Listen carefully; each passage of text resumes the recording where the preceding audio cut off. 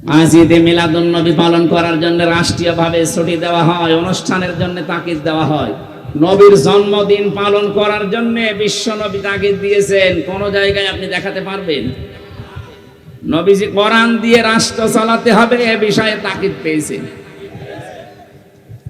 আল্লাহ পাক বলেন, ইন্নাল্লাযী ফারাদা আলাইকাল কুরআনা লারাদ্দুকা ইলা মাআদ। সূরা কসসের 85 নম্বর আয়াত প্রথম অংশে আছে, অবশ্যই আমি আল্লাহ কোরআনের আইন মানা ফরজ করে দিয়েছি। কি করে দিয়েছি? ফারাদ, ফারজুন শব্দটা আছে। অবশ্যই কোরআনের আইন মানা ফরজ। অথচ 96% মুসলমান আমরা এই দেশে বাস করি।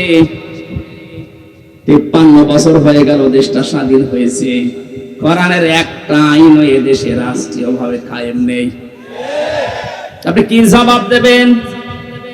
শুধুমাত্র নবীর মিলাদ, মিলাদ মানে জন্ম, মিলাদ মানে তার জন্মদিন নিয়ে আনন্দ করে জিলাপি আর খেজুরি খেয়ে মহব্বত দেখাচ্ছেন। অথচ বিশ্ব নবীর ইন্তেকালের 600 বছর পরে এটা মানুষ আবিষ্কার করেছে। আর আমরা জানি যেটা ইসলামে নেই, কেউ যদি নতুন করে ওটা তৈরি করে আবিষ্কার করে ইসলাম বলে চালিয়ে দেয়, ওটার নাম বেদাত। আর বেদাত যারা করে ওরা গোমরা, আর গোমরা যারা ওরা জাহান্নামী। আমি আপনাকে নবীর মিলাদ, জন্ম নিয়ে আলোচনা করতে নিষেধ করছি না, যেহেতু মহামানব তিনি, মহান নেতা আমাদের, আপনি করেন। কিন্তু শুধু মিলাদ, জন্ম নিয়ে আলোচনা করে আনন্দ পেয়ে যদি শেষ করে দেন, তার জীবনের আসল উদ্দেশ্য যেটা সিরাত, 40 থেকে 63, এই 23 বছর কথা বলছেন এখন। আপনি 1 থেকে 40 বছর পর্যন্ত যদি মোহাম্মদ ইবনে আব্দুল্লাহকে না মানেন, আপনি জাহান্নামে যাবেন, এমন কথা কোরআন হাদিসে নেই। কিন্তু 40 থেকে 63 এই সময়টা যদি এই 23 বছরের 1 সেকেন্ড আপনি বাদ দেন, আপনি জাহান্নামে। আমি তো এটা বানালাম নাকি? কোরআনে কারীমের দিকে তাকান, লাকাদ কানা লাকুম ফি রাসূলিল্লাহি উসওয়াতুন হাসানা ইলা আখির আয়াত। সূরা আহজাবের 21 নম্বর আয়াতের প্রথম অংশে আছে, অবশ্যই তোমাদের জন্য মহত্তম আদর্শ আমি আল্লাহ লুকিয়ে রেখেছি রাসূলুল্লাহর জীবনে। কার জীবনে? ও নারায়ণগঞ্জবাসী, ভালো করে জবাব দেবেন। সারা আরব জাহানে 1 থেকে 40 বছর পর্যন্ত মুহাম্মদ রাসূলুল্লাহ কেউ বলেছে? বলেন বলেন, কি বলতো? মুহাম্মদ ইবনে আব্দুল্লাহ এই নামে ডাকতো তাকে। যদিও তিনি জন্মে পৃথিবী তৈরি হওয়ার আগে আল্লাহ তাকে নবী বানিয়েছে, কিন্তু ঘোষণা দেয়নি, ঘোষণা হয়েছে 40 বছর বয়সে। তাহলে এখানে বোঝার বিষয়ে 1 থেকে 40 বছরে পুরা আরব জাহানে ওনাকে ডাকতো আব্দুল মুহাম্মদ ইবনে আব্দুল্লাহ, আব্দুল্লাহর ছেলে মুহাম্মদ বা আস-সাদিক আল আমিন। আমার এ পর্যন্ত ঠিক আছে তো? দ্বিতীয় নম্বরে ওনাকে রাসূলুল্লাহ ডাকা আরম্ভ হয়েছে 40 থেকে, বলেন বলেন, 40 বছরের আগে উনি রাসূলুল্লাহ হিসাবে ঘোষণা হয়নি। হয়েছে যখন নবুয়ত পেলেন 40 বছরে, ওই সময় নবী এবং রাসূল। তাহলে ওনাকে অনুসরণ করার জন্য আল্লাহর নির্দেশ 1 থেকে 40 না 40 থেকে 63। এই 40 থেকে 63-র পরে 600 বছর পার হয়ে গেছে, কেউ নবীর জন্ম নিয়ে আলোচনা করে নাই, অনুষ্ঠান করে নাই, পটকা ফোটায়নি। আপনি কোথায় পেলেন? আপনি যদি আলোচনা করতে চান তাহলে 40 থেকে 63 এই 23 বছর করেন। এর ভেতরে দুনিয়া আখিরাত লুকানো। মানুষের এমন কোন দিক বিভাগ নেই যা এই 23 বছরের ভেতরে আপনি পাবেন না। সব আল্লাহ পাকের ভেতরে লুকিয়ে রেখেছেন। জোরে বলেন সুবহানাল্লাহ। আমি আর একটু কথা বলছি, শুধুমাত্র আজ যারা মিলাদ নিয়ে 63 দিন অনুষ্ঠান হচ্ছে বাংলাদেশে। কতদিন? 63 দিন। ওরা নাম দিয়েছে ঈদে মিলাদুন নবী। এ শব্দটা নতুন। আল্লাহর পক্ষ থেকে আমাদের নবীর কাছে দুইটা ঈদের ঘোষণা এসেছে, ঈদুল আযহা, ঈদুল ফিতর। এ বাদে কোনো ঈদ আমাদের নেই। যারা আজ এই নতুন ঈদ বানিয়ে আনন্দে আছেন, কান খাড়া করে শোনেন। আমি আপনার শত্রু না, আপনাকে আমি বাঁচাতে চাই। শুধুমাত্র জন্ম নিয়ে, মিলাদ নিয়ে যারা পড়ে থাকেন, নবীজের দুই চাচা ছিল এরকম, শালো মিলাদে জন্মে তারা খুশি। একজন আবু তালেব আর একজন আবু লাহাব। আপনি তাদের দুইজনের পুরা জীবনী পড়ে দেখেন, দুইজনেই জন্মে আনন্দ করেছে। এত বেশি আনন্দিত ছিল আবু লাহাব, নবীজির জন্মের কথা শোনার পরে নিজের বাদী পর্যন্ত আজাদ করে দিয়েছে। যা আর একজন চাচা আবু তালেব নিজের সন্তান আলীকে কাছে রাখতো না। নবীর জন্মের পর থেকে যে কয় বছর বাইরে ছিল, এরপরেই নবীজির দাদা ইন্তেকালের পর থেকে নবীকে সে নিজের বুকের ভেতরে রাখতো। এই দুইজন চাচার পড়া জীবনী আমি পড়ে দেখেছি। এরা এত আনন্দিত, এত খুশি নবীর মিলাদে, নবীর জন্মে, কিন্তু দুইজনেই জাহান্নামী। দুইজনে কি? এরা যে জাহান্নামে যাবে তার প্রমাণ আল্লাহ কোরআনে দেয়নি? বলুন। সূরা কসসের 56 নম্বর আয়াত তার প্রমাণ, সূরা লাহাবের 3 নম্বর আয়াত তার প্রমাণ। ছায়া সলানা রংদাতালাব, অতি শীঘ্রই আমি আবু লাহাবকে লেলিহান আগুনে প্রবেশ করাবো। তার মানে এখান থেকে যে শিক্ষা বের হয়, শুধু নবীর মিলাদ নিয়ে, জন্ম নিয়ে যারা মাতামাতি করেন, আনন্দ করেন, জিলাপি খিচুড়ি খেয়ে শেষ করে দিচ্ছেন, আপনিও আবু লাহাবের মতো, আবু তালেবের মতো জাহান্নামে যাবেন। সিস্টেম অপর পৃষ্ঠায় দেখুন, নবীর আরো দুইজন চাচা, হযরত হামজা, হযরত আব্বাস। এই দুইজন চাচা শুধু নবীর জন্মে খুশি না, শুধু নবীর মিলাদে খুশি না, তারা নবীর সিরাতে, তারা নবীর জীবন পেয়ে খুশি। এই দুইজনের জীবনী পড়ে দেখেন তো। হযরতে হামজা নিজের জীবন পর্যন্ত নবীর আদর্শ মানতে গিয়ে দিয়ে দিয়েছে, 70 টুকরা হয়েছে, এরপরও নবীর আদর্শ ছাড়ে নাই। আর এক চাচা হযরতে আব্বাস, যিনি নবীর আদর্শ পেয়ে এত খুশি ছিলেন, তার যে হাদিস বর্ণনা করা, মান যাকাত আমাল ঈমান মান রাদিয়া বিল্লাহি রাব্বা ওয়া বি ইসলামি দীনা ওয়া বি মুহাম্মাদির রাসূলিল্লাহ সাল্লাল্লাহু আলাইহি ওয়াসাল্লাম নাবিয়্যা ওয়া রাসূলা, রাওয়াহু মুসলিম। হযরতে আব্বাস বলেন, কেউ যদি দুনিয়া ঈমানের স্বাদ পেতে চান, তাহলে আল্লাহকে রব পেয়ে খুশি থাকেন, ইসলামকে জীবন ব্যবস্থা পেয়ে খুশি থাকেন, আর মুহাম্মদ রাসূলুল্লাহকে নবী এবং রাসূল হিসাবে পেয়ে খুশি থাকেন। তিনি যদি খুশি না থাকতেন, এই কথা তিনি বলতেন? বলুন বলুন। তিনি কি বললেন শেষে? নাবিয়্যা ওয়া রাসূলা। যারা মুহাম্মদকে নবী এবং রাসূল পেয়ে খুশি, তাহলে উনি নবী এবং রাসূল হয়েছিলেন কত বছর বয়সে? আরো জোরে। 40 থেকে 63 আপনাকে মানা লাগবে। সেই নবীর জীবনে আমি 31টা পাঠ পেয়েছি। পুরা জীবনটা পড়ে আমি 31টা পাঠে ভাগ করেছি। একটা ভাগ আজকে আপনাদের সামনে রবিউল আউয়াল মাসে, যেহেতু কালকে 12 তারিখ ছিল, আজকে 13 তারিখ। গুরুত্বপূর্ণ এই সময়ে তার সিরাত থেকে, তার আদর্শ থেকে কি নেওয়া দরকার আমাদের, 31টা পাঠের মাত্র একটা পাঠ নিয়ে আজকে আলোচনা করব। আমার আজকের আলোচনার বিষয় হচ্ছে নবীর আচরণ। কি বললাম? বলেন বলেন। অনেকে মনে করে এটা দুনিয়ার বিষয়, আচরণ, ব্যবহার, আচার আচার না, এটা আখিরাতের সাথে সম্পৃক্ত। বিশ্বনবী বলেন, মানুষকে সবচেয়ে বেশি জান্নাতে নিয়ে যাবে মানুষের আচরণ আর আল্লাহর ভয়। সুবহানাল্লাহ বলতে পারেন নাই?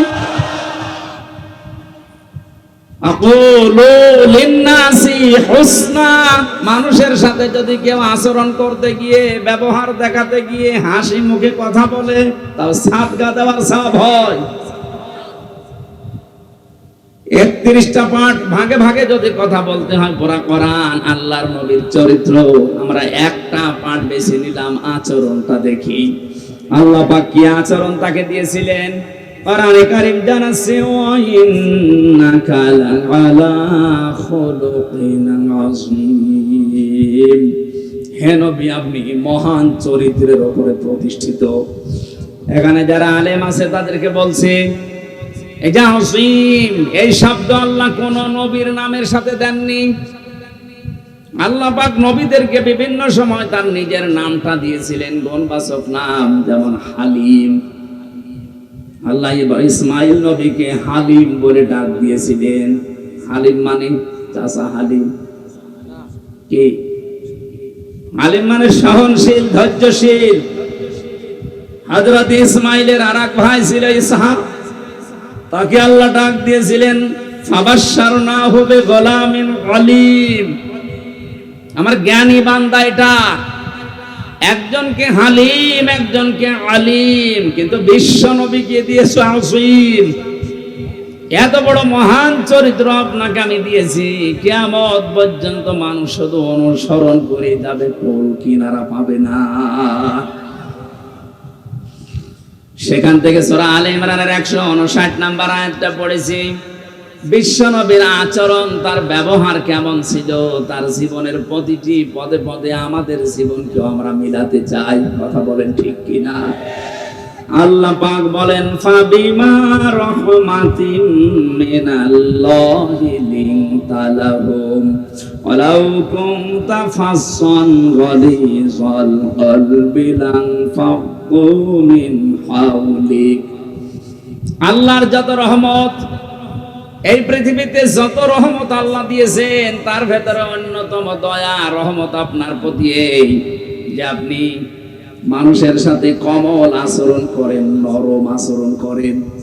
আপনার যদি ভাষা কর্কশ হতো, আপনি যদি বদ মেজাজি হতেন, আপনি যদি খিটখিটে মেজাজের হতেন, আপনি যদি কঠোর হৃদয়ের অহংকারী হতেন, তাহলে মানুষ আপনার চারিপাশ থেকে দূরে চলে যেত। ফাআফু আনহুম, মানুষের জন্য ক্ষমা প্রার্থনা করেন, মানুষের জন্য ক্ষমা প্রার্থনা করেন। আস্তাগফির লাহুম, তাদেরকে ক্ষমা করে দেন। নিজে তো ক্ষমা করবেন এবং তাদের জন্য নিজে ক্ষমা চাবেন। শাবিরহুম ফিল আমর, দুনিয়ায় যে কোনো কাজে তাদের পরামর্শের ভিত্তিতে করবেন। ফাইদা আযামতা ফাতাওয়াক্কাল আলাল্লাহ, কোন কাজ যখন সিদ্ধান্ত নিয়ে ফেলবেন তখন ভরসা করবেন আল্লাহর উপরে। ইন্নাল্লাহা ইউহিব্বুল মুতাওয়াক্কিলিন, অবশ্যই আল্লাহ ভরসাকারীদের, যারা ভরসা করে আল্লাহর প্রতি, তাদের ভরসা আল্লাহর উপরে করাই দরকার। এটা ছিল বাংলা মাতৃভাষায় অর্থ। এবার আমরা ব্যাখ্যায় যাচ্ছি। নবীজিকে আল্লাহ যত দয়া দেখিয়েছেন, যত গুণ দিয়েছেন, তার ভেতরে অন্যতম গুণ এইটা, তিনি কোমল হৃদয়ের ছিলেন, নরম, সফট, কোমল।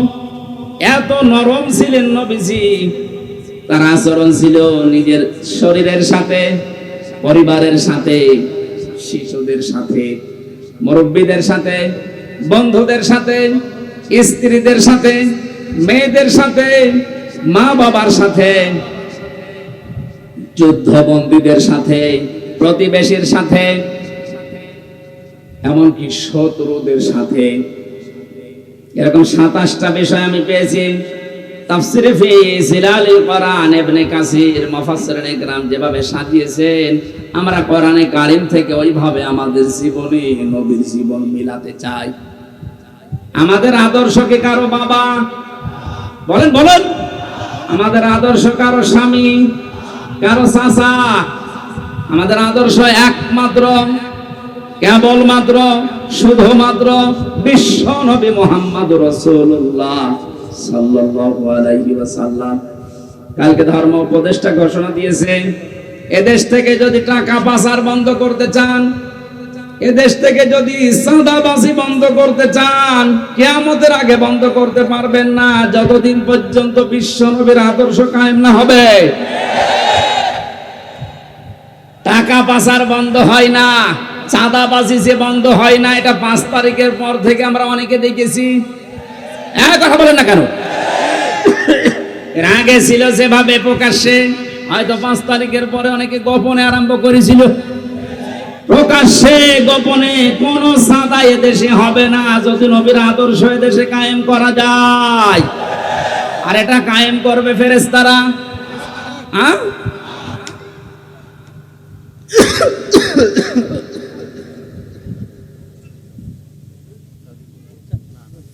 কিছু লাগবে না। শিশুদের সাথে নবীজি যে আচরণ করেছিলেন, হাদিস হযরত উমায়ের, এদিকে তাকান, হযরত উমায়ের খেলা করছিলেন। বিশ্ব নবী মসজিদে নববীতে যাবার সময় দেখলেন, দৌড়িয়ে আসলেন হযরত উমায়ের, ডাক দিয়ে বলেন, উমায়ের তোমার সেই হলুদ পাখিটা কই?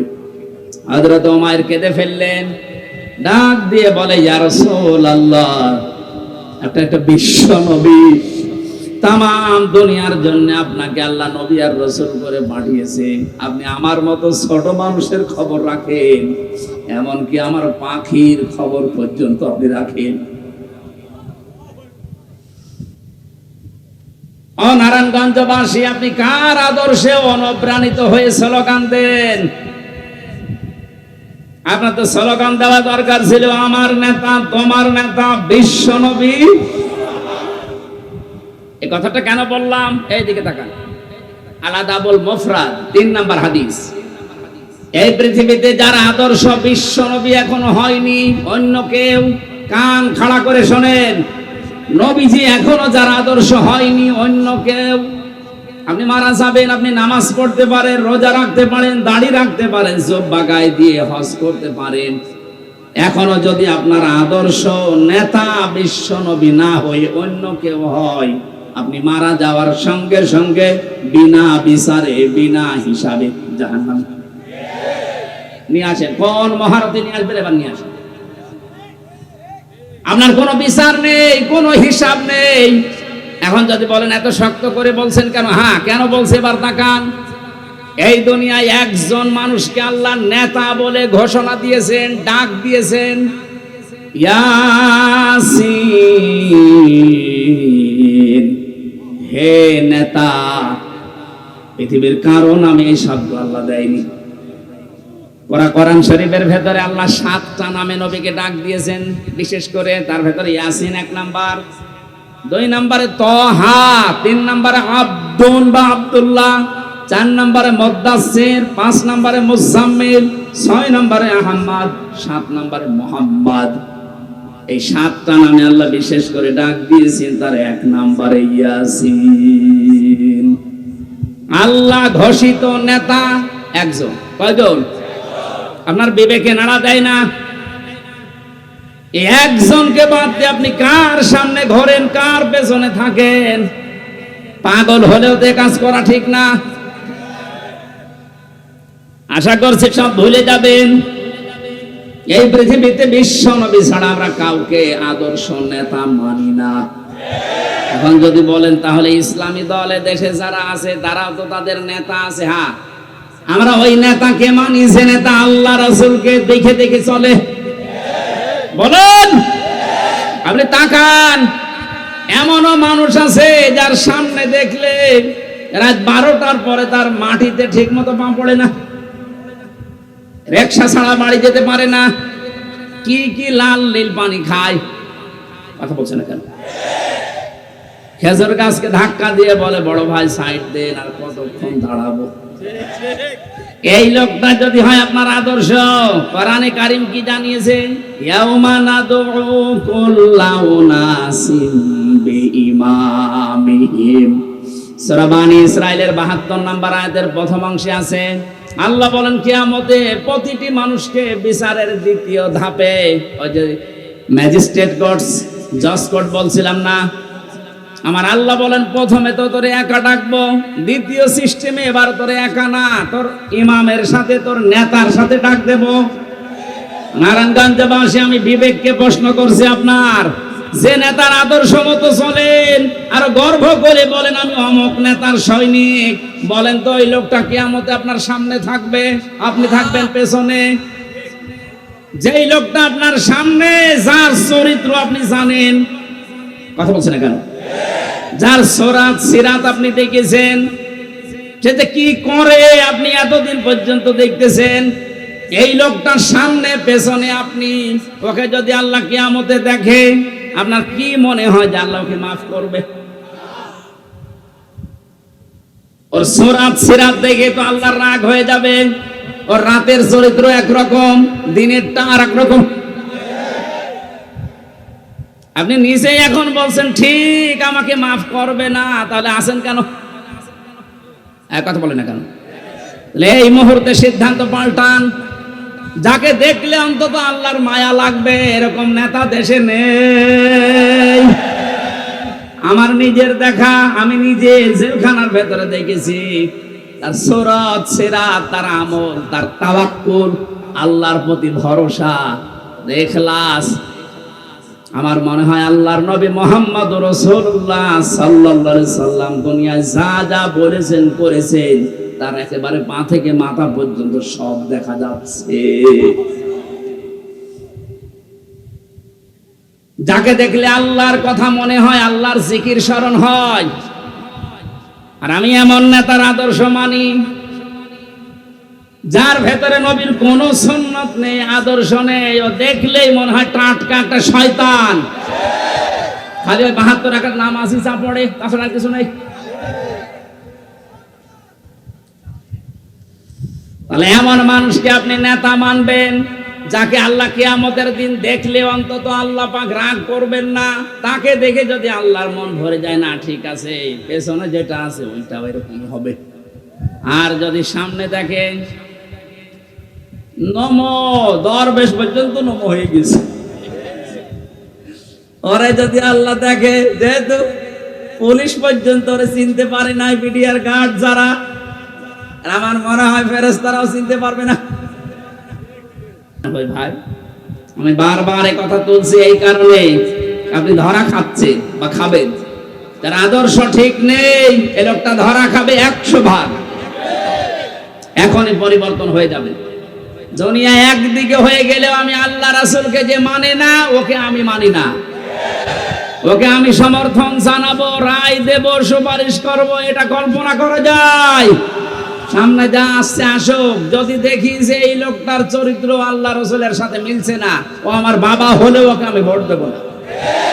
এখন তো তখন ভোট, এ তো দুনিয়ার বিষয়। কে বলেছে দুনিয়ার বিষয়? ভয়ঙ্কর ভোট মানে এটা রায়, সুপারিশ করা, এটা আমানত। তাফসিরে মারিফুল কোরআনে আমানাত শব্দের ব্যাখ্যায় বাংলায় লেখা আছে ভয়ঙ্কর ভোট। এটা হয় রায় দেওয়া, সমর্থন জানানো, সুপারিশ করা, এগিয়ে দেওয়া। এই অর্থগুলো এখানে লেখা আছে। কোরআনে কারীমের সূরা নিসা 5 নম্বর পারার 10 নম্বর পৃষ্ঠা 12 নম্বর লাইনের 85 নম্বর আয়াত। আমি লম্বা করে দলিলগুলো বলতে পারছি না, বাড়ি যেয়ে মিলিয়ে নেবেন। আপনার একটা রায়ের কারণে যদি এদেশে আবার চাঁদাবাজি শুরু হয়, আবার স্বৈরতন্ত্র চালু হয়, আপনার একটা রায়ের কারণে কিয়ামত পর্যন্ত আপনি পস্তাবেন।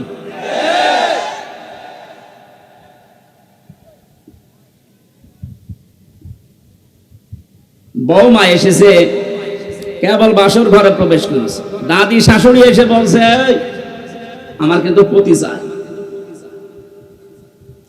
লজ্জায় মাথা লাল করে বলছে ঠিক আছে দাদি একটু সময় দেবেন তো। কিছুক্ষণ পরে শাশুড়ি এসে বলছে বৌমা আমার কিন্তু নাতি চাই। ঠিক আছে সময় তো দেবে। কিছুক্ষণ পরে ননদ এসে বলছে আমার কিন্তু ভাতিজা চাই। ঠিক আছে। দেবর এসে বলছে ভাবি আমার কিন্তু ভাতিজি চাই। ঠিক আছে। স্বামী এসে বলছে কই আমার বেবি চাই।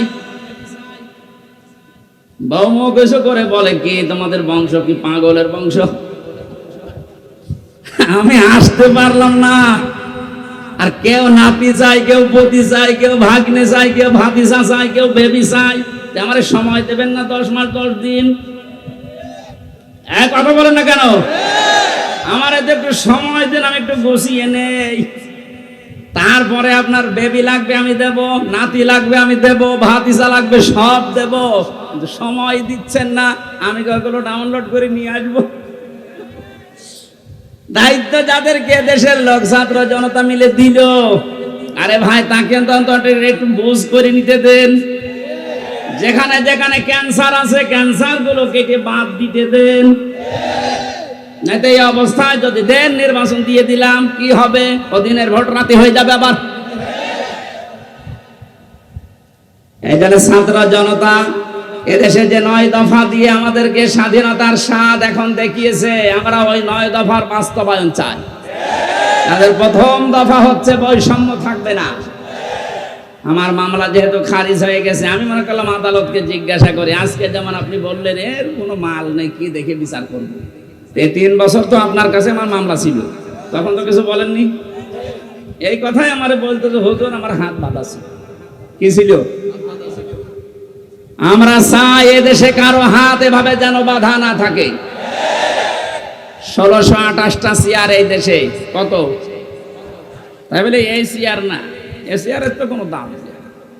1628টা চেয়ার এই দেশে, খালি একটা চেয়ার খোলা ছিল আর 1627টা চেয়ার বাঁধা ছিল। এই জন্য এত দুর্নীতি। 1628টা চেয়ারই যদি খোলা থাকতো একটা চেয়ারের মতো, এই দেশে কেউ দুর্নীতি করে ছাড় পেত না। একটা দেশ কতটা রসাতলে গেলে কেন্দ্রীয় মসজিদের ইমাম পর্যন্ত পালিয়ে যায়। বাইতুল মুকাররমের ইমামও পালিয়ে গেছে। আর কোথায়, আর কে পালাবে না বলেন? বাকিগুলোর তো ভয় একটু আছে, ওই ইমামই যদি পালিয়ে যায় মুসল্লি তো আগে পালাবে। এই জন্য আমরা যেহেতু প্রথম দফায় দিয়েছি যে বৈষম্য থাকবে না, কারো হাত বাঁধা থাকবে না, সব হাত খোলা থাকবে। 2 নম্বরে সংস্কার যখন আরম্ভ হয়েছে, রাষ্ট্র সংস্কার, এদেশে এখন 1628টা চেয়ারে যারা আছে, জালেমদের দোসর হিসাবে যারা ছিল, একটাকেও এই চেয়ারে আমরা দেখতে চাই না। এই চেয়ার থেকে সবগুলো অপসারণ করে বৈষম্যের শিকার যারা যারা ওএসডি হয়েছিল তাদেরকে এই চেয়ারে বসা।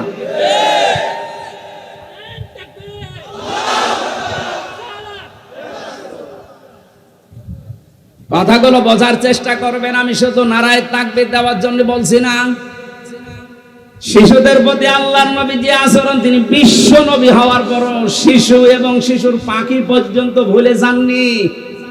নবী যে আচরণ করেছিলেন তাকান, আল্লাহর নবীর আচরণ ছিল বড়দের সাথে। বিশ্ব নবী মুহাম্মদ রাসূলুল্লাহ তো এই হাদিসটা এই জন্যই বলেছিলেন, যারা বড়দেরকে শ্রদ্ধা করো না, সম্মান দাও না, আমি নবী বলছি তারা আমার উম্মতের দলভুক্ত হতে পারো না। বলেন নাউজুবিল্লাহ। তার আচরণ ছিল যুদ্ধবন্দীদের সাথে, যুদ্ধবন্দীদের সাথে তার যে আচরণ, আমরা আজকে কারাবন্দীদের সাথেও সে আচরণ করতে পারছি না। কারাবন্দীদের সাথে আচরণ 3 রকম হয়। আমি কাশিমপুর কেন্দ্রীয় কারাগারে ছিলাম, হাই সিকিউরিটিতে, ওখানে 3 রকমের আচরণ পেয়েছি। আমার তো মামলাটা ছাগল চুরি মামলাও না, ঠুনকো একটা মামলা দিয়েছি। তারপরে আমারে রেখে দিত ফাঁসির কন্ডেম সেলের ভেতরে। বিশ্বনবী আচরণ করেছিলেন তাকান, যুদ্ধবন্দী যারা তাদেরকে তো মেরে ফেলার কথা, অথচ হযরতে একজনের জীবনী পড়লাম আজকে, সামামা ইবনে ওয়াইল রাদিয়াল্লাহু তাআলা আনহু, তাকে তিনি মসজিদে নববীর ভেতরে বেঁধে রেখেছে সাহাবীরা। নবীজি গভীর রজনীতে গিয়ে বললেন, কেমন আছো, কি আচরণ আশা করো তুমি আমার কাছে? লোকটা কেঁদে ফেলেছে, ডাক দিয়ে বলে, মুহাম্মদ যে অবস্থায় আছি, তুমি আমারে বাঁচাতেও পারে, মারতেও পারো। নবী তার নাম ধরে বললেন, দেখো এই জামানায় শেষ জামানা না, এরপরে আরেকটা জগৎ আমাদের সামনে আসতেছে। ইসলামের যে সৌন্দর্য গুলো তার সামনে তুলে ধরলেন, একটা একটা করে চলে গেলেন কিছু না বলে। বাড়িতে যে নিজেদের লোক দিয়ে রান্না করলেন উটের গোশত আর বকরি, এগুলো পাঠিয়ে বললেন ওকে নিজে খাওয়াও। সাহাবীরা নিজে খাওয়িয়েছে। দ্বিতীয় দিন নবীজি নিজে উটের দুধ দহন করে গরম অবস্থায় তার কাছে পাঠালেন। মানুষ জামাইদেরকে এত আদর করে না, কথা বলে না কেন? কি করেছিলেন? যুদ্ধবন্দীদের সাথে আচরণ, আর আমরা কারাবন্দীদের সাথে কি আচরণ করলেন আপনি জবাব দেবেন কি? আবার উপর থেকে নির্দেশ দিত সিসি ক্যামেরা দিয়ে 24 ঘন্টা ফাঁসির কন্ডেম সেলের ভেতরে তালাবদ্ধ করে খাবার যেন আমাদের কাছে ভালোটা না যায়, ওটা উপর থেকে বসে বসে দেখত। অথচ এখন যারা রিমান্ডে আছে, দরবেশ, এই আনিসুল, এমেনন, ইনু, এদেরকে নাকি বাড়ির খাবার খাওয়ানো হচ্ছে, এসি ঘরে থাকতে দিয়েছে। কারা দায়িত্বে আছেন আমি জানি না, প্রকাশ হয়ে যাচ্ছে। কিন্তু বাংলার ছাত্র জনতা যদি একবার আবার রুখে দাঁড়ায়, চেয়ারে কিন্তু আর থাকতে পারবেন না। জালেমরা যা করেছিল, কোরআন যেহেতু জানিয়েছে, ওয়াইনা কাবতুম ফাকিবু বিমিসলি মা উকিবতুম বি, যতটুকু তোমার সাথে করেছে অতটুকু করো। অন্তত আমরা অতটুকু চাচ্ছি, বেশি করার দরকার নেই। 11 ঘন্টা টাঙিয়ে রাখেন শয়তানদের। ব্যারিস্টার আরমানের মতো 8 বছর মাটির নিচে আয়না ঘরে একটু আটকিয়ে রাখেন, ঠেলা বুঝবে যে কারে কয় দুনিয়া। আবার স্ট্যাটাস দেয়, কি করেছি আমার কুকুরের মতো তাড়িয়ে দিল। কি করেছেন টের পাচ্ছেন না? এদিকে আসেন, চট করে ঢুকে পড়বো। আসেন, চট করে ঢুকে পড়াচ্ছে। সারা বাংলাদেশের 18 কোটি মানুষ যদি আপনাকে মাফ করে দেয়, ব্যারিস্টার আরমানের বউ আপনাকে মাফ করবে না। আয়না ঘরের সাথে যারাই জড়িত, একটারও কোনো ক্ষমা নেই, কারণ এগুলো মানুষ না, এগুলো কুলাঙ্গার আর জানোয়ার। আমারে মাটির নিচে নিয়েছে আচরণ করতো, আমার মাঝে মাঝে আমার তো কষ্ট হইতো, মাঝে মাঝে মনে হয়তো আল্লাহ ও যা করে গেল, ও বাড়ি যে ওর বোর কাছে থাকে কি, ও তো ঘুম আসার কথা না। আমার সাথে মুফতি ফখরুল ইসলাম ছিল, ওরে নিয়ে মাটির নিচে আয়না ঘরে এই পার ভেতরে হাত, এখানে হাত দিয়ে সামনে রড, এই রডের সাথে ধরে হাতে তালা লাগিয়ে, তাও 1-2 ঘন্টা 5 ঘন্টা 24 ঘন্টা তালা লাগানো, মাত্র 1.5 মিনিট সময় দিত টয়লেট করা। আর খাবার যা দিত, মাখানো খাবার, মনে হচ্ছে যে 4-5 জন মাখিয়ে এক জায়গায় রেখে দিয়েছে, পেল পারলে খানা পালে না। আপনি নবীর মিলাদ পড়তে পাগল হয়ে আছেন, নবীর এটা সিরাত না, নবীর আদর্শ না এটা। তিনি যুদ্ধবন্দীর সাথে কি করলেন, আর আপনি কারাবন্দীর সাথে, তা তো অন্যায় ভাবে। ব্যারিস্টার আরমানকে, আমান আজমিকে, আমির হামজাকে, মামুনুল হককে যে মামলা দিয়েছেন, একটা মামলাও টিকছে। আজ তো আমি বেকসুর খালাস পেয়ে গেছি, তাহলে আমি এই দেশে আদালত কর্তৃক প্রমাণিত যে আমার কোনো দোষ নেই। সুতরাং বিনা দোষে 3টা বছর যা করেছেন, আমিও চাই মামলার আয়ু থেকে শুরু করে ওই যে হাত খোলা ছিল এটা পর্যন্ত যারা এর সাথে জড়িত, প্রত্যেককে আমি চাই 3 বছর করে আমার মতো জেল দেওয়া। শুধু আমি না, 1,10,000 মানুষ এখন সারা বাংলাদেশে জেল খাটতেছে, বিশেষ করে বিডিআররা, বেকার আটকে রেখেছে। যারা এই সমস্ত মিথ্যা মামলার সাথে জড়িত, মামলার আয়ু থেকে শুরু করে একেবারে উপর পর্যন্ত যারা নির্দেশ দিয়েছে, 1 টাকাও যেন ছাড়া না হয়, কারণ এদের ছাড় নেই। বলে মাফ করে দিলাম, কিসের মাফ? জালেমদেরকে যদি কেউ মাফ করে দেয়, সে যেন মজলুমের উপরে অবিচার করে। আপনি তো টের পাচ্ছেন না যে স্বামী ছাড়া থাকা কি কষ্ট? ব্যারিস্টার আরমানের বউটের পিস। আপনি তো জানেন না সন্তান ছাড়া থাকা কি কষ্ট। আমি টের পেয়েছি, আমার ছোট মেয়েটা এখনো আমার চিনি না, ওর আমি 1 বছর রেখে এসেছিলাম, বের হয়ে যেয়ে দেখো 4 বছর বয়স, ও আমার চেনে। আমি যেদিন জেল থেকে বাড়ি গেছি, বলছো হুজুর আমাদের বাড়ি চলে। তার মানে ওর মনে হচ্ছে যে এরকম হুজুর বহু আসে, এও আর একটা হুজুর।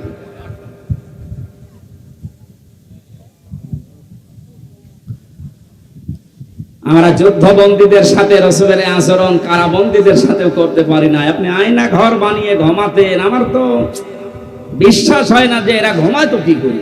মনে হয় হয় লাল পানি খেত, নাই ঘুমের বড়ি খেত। দ্বিতীয় দিন নবীজি এসে ডাক দিয়ে বললেন, সাহাবীরা সামামাকে ছেড়ে দাও। সাহাবীরা বলো, হুজুর ছেড়ে যাবো মানে? হ্যাঁ ছেড়ে দাও, আমি যেটা জানি তোমরা জানো না। ছেড়ে দেওয়া হলো, উনি চলে গেলেন তার গোত্র মামার কাছে। সেই গোত্রে তিনি এক খেজুর বাগানের পাশে এক কুয়াতে গোসল করলেন, ছুটে আসলেন আবার মদিনায়। বিশ্ব নবীকে বলে, হে রাসূল, আমি চিন্তা ভাবনা করতে করতে গিয়েছিলাম, আপনার ওই আচরণ আমার মনে পড়ছিল 3 দিনে, আমি আর নিজেকে কন্ট্রোল করতে পারি না, আপনি আমারে কালেমা পড়িয়ে দেন। তিনি ওখান থেকে চলে গেলেন। ইয়ামেন থেকে গম আসতো মক্কায়, ওই গম নিয়ে মক্কার মানুষেরা ব্যবসা করে খেত। উনি বললেন ওখানে যেহেতু বহু অমুসলিম আছে, ইসলামকে তারা বিশ্বাস করে না, আল্লাহর বিরুদ্ধে তারা দাঁড়িয়েছে, শিরিক করে, আমি তাদের জন্য এই গম আসা বন্ধ করে দিলাম। কারণ তিনি ধনী মানুষের সন্তান ছিলেন, তিনি লিডার ছিলেন একজন। শেষ পর্যন্ত মক্কার মানুষের খাবার দাবারই বন্ধ হয়ে গেল। এই যে মানুষের খাবার আটকে দিয়ে স্যাংশন দেয়, আমেরিকা যেটা একটা দিচ্ছে না, বিশ্বনবীর হস্তক্ষেপে শেষ পর্যন্ত এটা আবার চালু হয়। নবীজি যুদ্ধবন্দীদের সাথে যে আচরণ দেখিয়েছিলেন, আমরা আজ যদি বাংলাদেশে যারা বিরোধী দলে আছে এই মানুষগুলোর সাথে ওই আচরণ করতে পারতাম, প্রত্যেকে আপনার দলের লোক হয়ে যেত। আমরা পারি না। পশু পাখির সাথে নবীজি যে আচরণ করেছিলেন, একটা পশু এসে কাঁদছিল নবীর কাছে, নবীজি ভাষা বুঝতেন, সাহাবীকে ডাক দিয়ে বললেন, তোমার এই পশুটা আমার কাছে নালিশ দিয়েছে তোমার বিরুদ্ধে, কি আচরণ করেছো তার সাথে?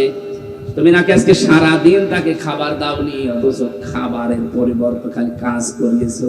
যদি এর সাথে আচরণ করে থাকো, কিয়ামতের দিন তুমিও আল্লাহর দরবারে মামলার আসামি হবে। অন্যান্য বিশ্বে আমি যখন উন্নত বিশ্বের দিকে যখন নিজে ঘোরার জন্য গিয়েছি, দাওয়াতের জন্য গিয়েছি, ওই সমস্ত দেশে দেখতে পেয়েছি গাড়ি ঘোড়া যখন চলে, যদি রাস্তায় একটা সাপ ফানা তুলে দাঁড়ায়, কয়েকশো গাড়ি দাঁড়িয়ে গেছে, সাপটা নিরাপদে চলে যাবে, বিড়ালের বাচ্চা নিরাপদে চলে যাবে, এরপরে গাড়ি যাওয়া আরম্ভ হয়। কেন? তাদের কাজ নেই, গুরুত্বপূর্ণ কাজ সব স্টপ, যেন একটা পশুর ক্ষতি না হয়, একটা ফুল বাগান ফুলের গাছের ক্ষতি না হয়। তারা নবীর হাদিসটা মেনে চলে, যদিও নবীকে তারা বিশ্বাস করে না, কিন্তু আমরা নবীকে বিশ্বাস করার পরও তার এই আচরণ কাজ করতে পারি না। একটা বেশ্যা মহিলা শুধুমাত্র একটা পশুর সাথে ভালো আচরণ করার কারণে জান্নাত পেয়ে গেছে। একটা নামাজি মহিলা একটা বিড়ালের সাথে খারাপ আচরণ করার কারণে আল্লাহ পাক জাহান্নামী বলে ঘোষণা দিয়েছে। নবীজি শত্রুদের সাথে যে আচরণ করেছিলেন, আজ আমাদের সেই সময় এসে গেছে। বিজয়ের সময় বিশ্ব নবী মুহাম্মদ রাসূলুল্লাহ দেখেছেন, ওরা থরথর করে কাঁপছিল। নবীজি বললেন, লা তাসরিবা আলাইকুমুল ইয়াউম ইযহাবু আনতুম তুলাকা, যাও আজকে সবাইকে আমি মুক্ত করে দিলাম, কারো প্রতি কোনো অভিযোগ নেই। আমার মনে হয় এই দেশে জামাত ইসলামী বাংলাদেশের কেন্দ্রীয় আমির যিনি ডাক্তার শফিকুর রহমান, যেটা দেখিয়েছে 1400 বছর আগে নবীজি যেটা দেখিয়েছিল,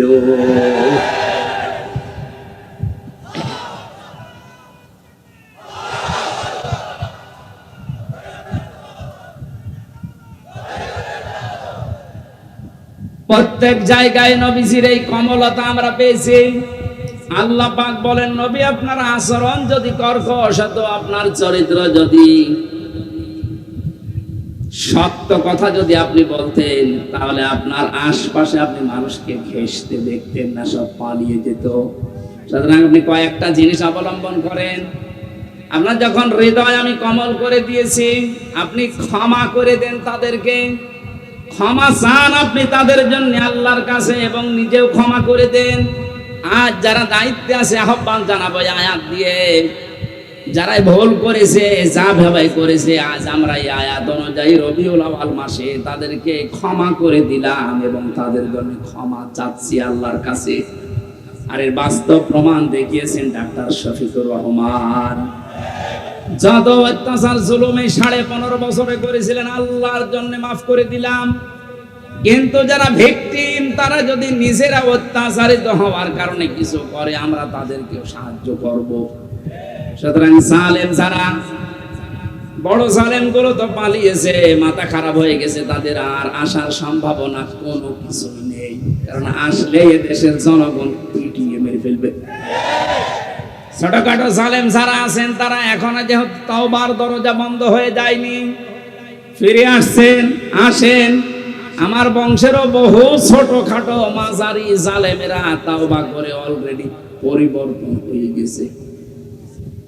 আগস্টের 5 তারিখের ডেটটা পর্যন্ত তারাও শক্ত ছিল, কিন্তু বিকাল 5টার পরে যখন সংবাদ চারিদিকে ছড়িয়েছে, আমারে কল দিয়ে বলছে, বাবাজি আমরা সব জামাতি ইসলামী। জামাত ইসলাম মানে এতদিন যে আপনি বঙ্গবন্ধুকে সেকেন্ড নবী মানতেন, হঠাৎ করে পাল্টিয়ে গেলেন।